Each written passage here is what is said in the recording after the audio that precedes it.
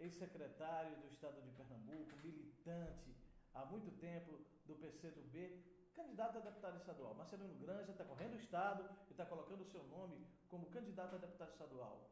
Marcelino, obrigado por ter vindo aqui e aceitado o nosso convite para bater esse papo.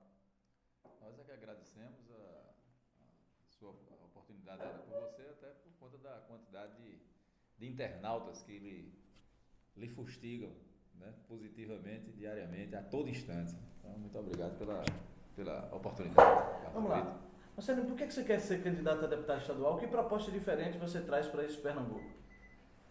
Eu não sou candidato de mim mesmo, essa é uma primeira característica nossa. Eu sou candidato do PCdoB, o PCdoB que me apresentou como candidato a deputado estadual.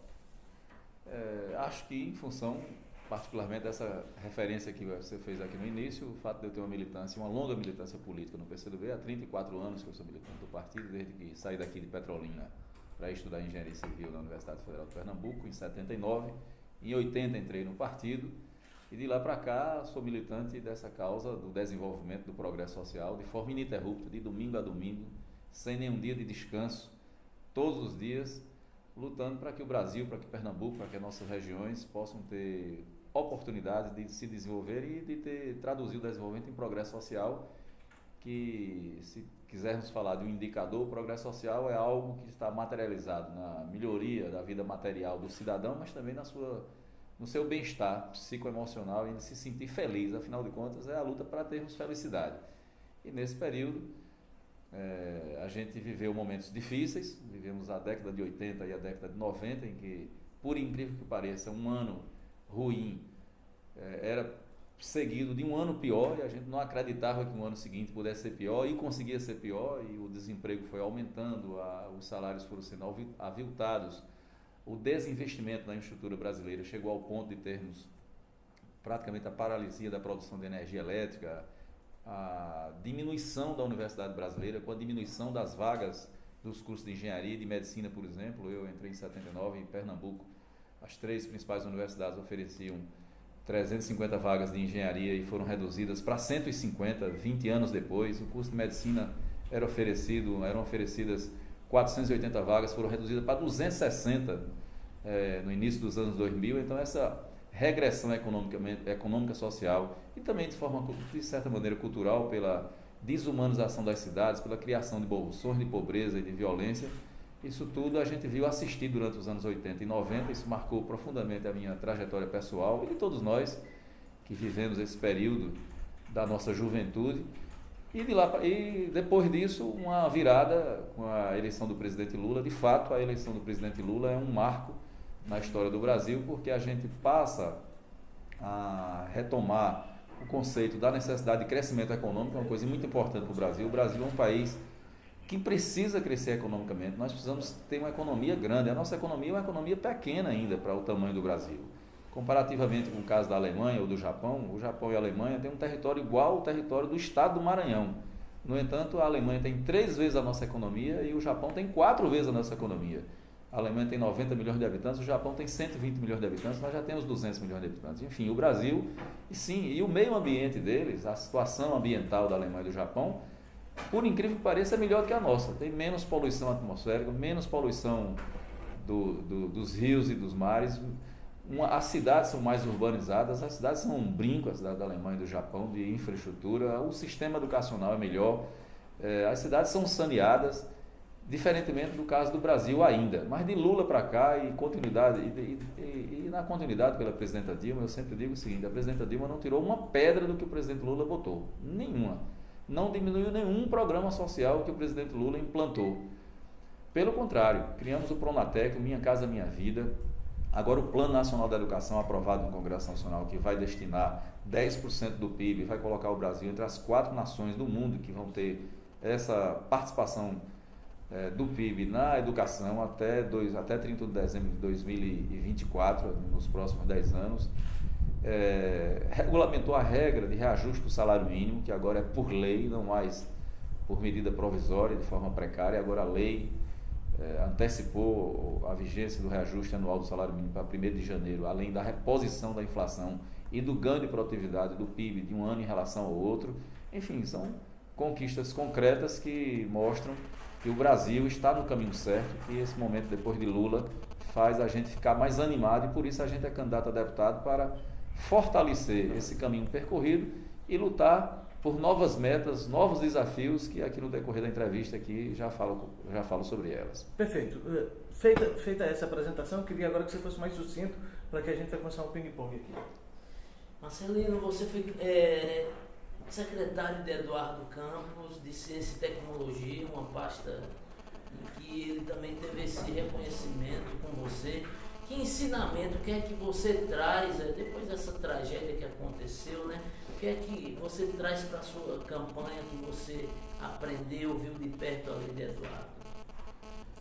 Primeiro, a convicção de que educação, ciência, tecnologia e inovação é parte da infraestrutura necessária ao desenvolvimento do Brasil, ou do que nós chamamos das bases do desenvolvimento nacional, tanto quanto a indústria de ponta ou a indústria básica, relacionada à produção de energia, relacionada ao beneficiamento de minérios, relacionada à sustentação da segurança alimentar nacional, da farmoquímica, da área de TI, né? Esse conjunto de investimentos estratégicos, do cuidado com o mar, com os rios, né? Com o meio ambiente no Brasil, isso tudo leva em conta a necessidade de um forte sistema educacional de ciência, tecnologia e inovação, e o governador Eduardo Campos, como ministro da Ciência e Tecnologia, plantou, junto com o presidente Lula, as bases de um relançamento do Sistema Nacional de Ciência e Tecnologia focados no desenvolvimento nacional e trouxe para Pernambuco essa iniciativa, fazendo com que a gente fortalecesse o sistema local de ciência e tecnologia, e eu tive a honra e a graça de ser secretário de Eduardo nesse segundo mandato dele, exatamente no momento de grandes conquistas na área de ciência, tecnologia e inovação. Foi nesse período que a gente multiplicou por 7 os investimentos da Fundação de Amparo à Pesquisa, então a pesquisa em Pernambuco passou a ter 7, 8 vezes mais recursos do que tinha antes. Constitucionalizamos, garantimos a emenda constitucional que deu à FACEP um piso 7,8 vezes maior de recursos do que tinha antes. Foi nesse período que a gente viu a expansão da Universidade de Pernambuco para o interior, para e passo às universidades federais patrocinadas pelo governo da presidenta Dilma e do presidente Lula, penetrando o interior, indo para o oeste. A UPE saiu de 3 cidades, como era Garanhuns, Nazaré da Mata e Petrolina, para mais 5 cidades, em 8 cidades agora, Caruaru, Palmares, Arco Verde, Serra Talhada e Salgueiro, inclusive concurso de medicina. Vimos nesse período o fortalecimento dos sistemas locais de educação superior, através do ProUP, que dá 12 mil bolsas para os estudantes das autarquias municipais, das 12 micro-regiões do estado, nas 13 autarquias, inclusive aqui a de Petrolina, a de Belém do São Francisco, de Araripina, de Salgueiro, de Serra Talhada e de Afogados da Engazeira, para falar dessas daqui do sertão. Vimos a expansão da telefonia móvel na tecnologia 3G, que viabiliza inclusive a internet móvel em 126 vilas e povoados das mais diversas regiões do estado, em 84 municípios, inclusive aqui na nossa região de Petrolina, com a vila de Ponta de Serra e a vila de Rajada, que agora passa a ter a tecnologia 3G, o telefone móvel e a internet móvel. Vimos a expansão da atividade do ITEP, por exemplo, em parceria apoiando os produtores rurais daqui, viabilizando a comercialização da nossa uva no Porto de Roterdã de maneira mais competitiva, garantindo que o produtor local tenha acesso em tempo real à padronização e à especificação do seu produto lá por fiscais brasileiros, sem precisar de intermediação estrangeira. Vimos nesse período a implantação de um programa de beneficiamento genético das variedades de uva da nossa região, que vai fazer com que a gente ganhe competitividade no mercado internacional daqui a pouco, daqui a 2, 3 anos, quando terminar a pesquisa. Vimos a implantação de projetos pilotos na área de energia renovável, temos 2 aqui em Petrolina, tanto na área de energia termosolar, quanto de placas fotovoltaicas, enfim. Foram os ensinamentos de que a ciência, a tecnologia e a inovação pode ser um grande instrumento do desenvolvimento, especialmente com essa vertente implantada de Lula para cá, que é desconcentração, descentralização, distribuição de renda e interiorização. Marcelino, que apoios você tem por esse estado aí para lhe dar mais força para chegar na Assembleia? Bom, nós temos o reconhecimento do mundo da educação, da ciência, da tecnologia e inovação nas autarquias municipais, em várias comunidades, sindicatos de trabalhadores rurais, em função do programa de Conexão Cidadã, do apoio do PCdoB, da militância do nosso partido, de amigos, enfim, de lideranças políticas expressivas, como a nossa deputada Luciana Santos, do vice-prefeito do Recife, Luciano Siqueira, do partido aqui em Petrolina, por Robério, Socorro e tantas lideranças que nos apoiam aqui, tanto da universidade, quanto da faculdade, quanto da militância popular e do movimento sindicato dos trabalhadores rurais, de lideranças em Palmares, em Garanhuns, em Caruaru, vereadores espalhados por esse estado todo, que nos apoiam, que criam as condições da gente ganhar as eleições, mas fundamentalmente o compromisso nosso com o desenvolvimento da região. Você acredita que essa soma de forças dá para você alcançar seu objetivo, Marcelo? E você estima quantos votos para poder entrar?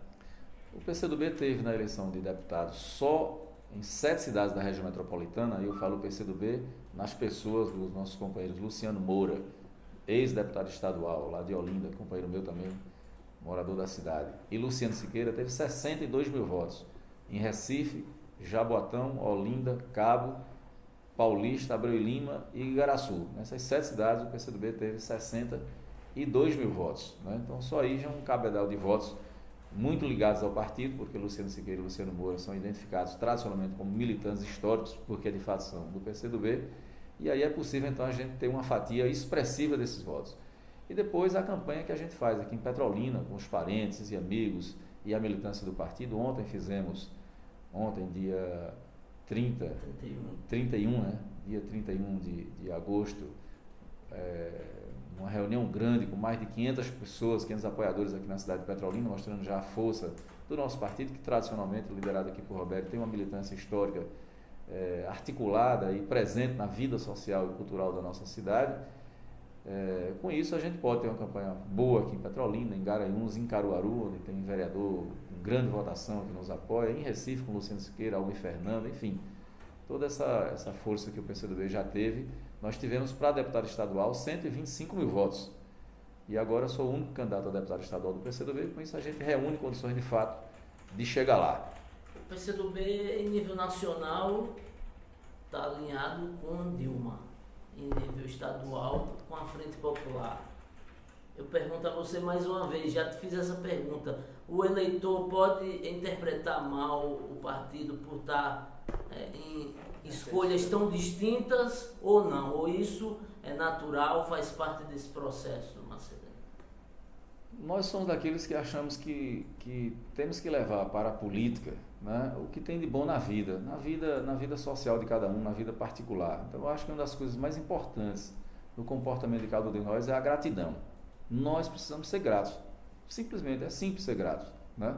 Como eu sou grato à minha família e amigos por terem me ajudado a me formar, por exemplo, eu acho que é uma das conquistas mais importantes para quem é um filho de trabalhador como eu, que sou meu pai aposentado da Chess como topógrafo, foi tratorista, fui criado numa fazenda de uva na beira do Rio São Francisco, lá em Floresta do Navio, depois vim aqui para Petrolina e papai foi funcionário da Chess, ajudando a construir a Barra de Sobradinho, e só me formei porque eu tive a ajuda de tios meus, irmão do papai, irmão de mamãe, que me ajudaram.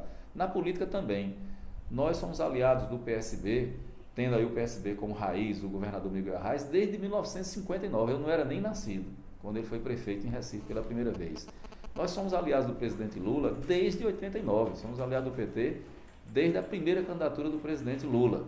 Então, nós reconhecemos o legado do presidente Lula. O presidente Lula fez o principal, o melhor governo dos últimos anos, recuperou o Brasil, recuperou a nação, acabou com a miséria.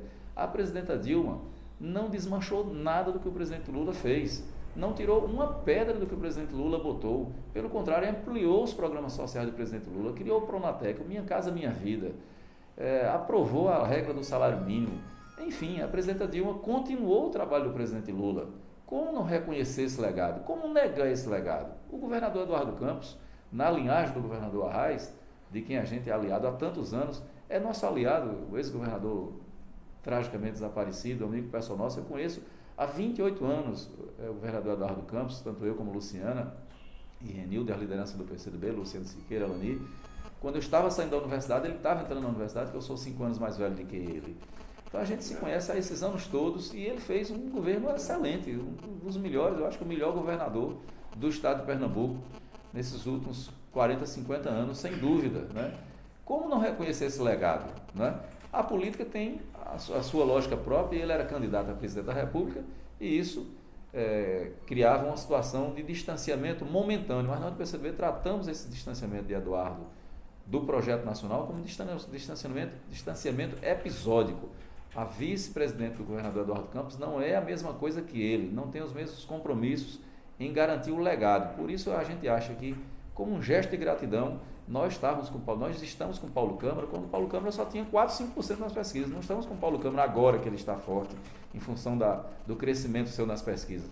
Nós estávamos com o Paulo Câmara e com o Fernando Bezerra desde o primeiro momento como um gesto político de gratidão e reconhecimento aos êxitos do governador Eduardo Campos, esperando as eleições passar para unir novamente essas forças. Então, acho que o eleitor compreende, porque entende a gratidão como um gesto humano importante na vida pessoal e também na vida política. Além da fiscalização peculiar do trabalho do deputado, que projetos você pensa para o Vale do São Francisco, aqui para o Sertão? Tem alguma coisa isoladamente para essa região? Para completar, inclusive, esse seu projeto que você também falou aqui a última vez, das placas de energia solar, Fernando Noronha implantou, então o Sertão tem toda a viabilidade, né, Marcelo? Temos 2 projetos pilotos que estão em execução aqui, em parceria com o Ministério das Minas e Energias, o CEPEL, que é o Centro de Pesquisa em Energia Elétrica ligado ao Ministério das Minas e Energias, e a Codevasf. São 2 plantas pilotas de energia, utilizando energia solar. Uma na tecnologia planta fotovoltaica, com a Chesf, e outra na tecnologia termosolar, que é a tecnologia principalmente usada na Alemanha. Mas, respondendo objetivamente, Carlos e Antônio Carlos, a pergunta, nós temos 3 grandes metas para o desenvolvimento do Brasil nesse momento. É preciso grandes investimentos em integração regional e subregional. Isso significa, por exemplo, a necessidade da gente concluir, da gente ter o tramo ferroviário, fazer a ferrovia que ligue Salgueiro à Petrolina, para ligar a nossa região mais rapidamente ao sudeste do país. É fundamental, está sendo feita a ferrovia do oeste da Bahia, que é uma ferrovia muito importante, e a nossa região precisa se interligar também a essa região. Então, é preciso levantar essa bandeira da ferrovia, que ligue Salgueiro, a Transnordestina, de fato, integrando totalmente o Nordeste. Outra questão fundamental, revitalizar o Rio São Francisco e torná-lo mais navegável, mesmo no submédio São Francisco, com investimentos razoáveis, mas não estratosféricos, é possível viabilizar a navegação. Agora que nós temos a barragem de Itaparica e vamos ter a barragem de Ibó, é possível a gente viabilizar a navegação também no submédio São Francisco, criando condições de mais integração também na nossa região. É preciso investir em energia solar.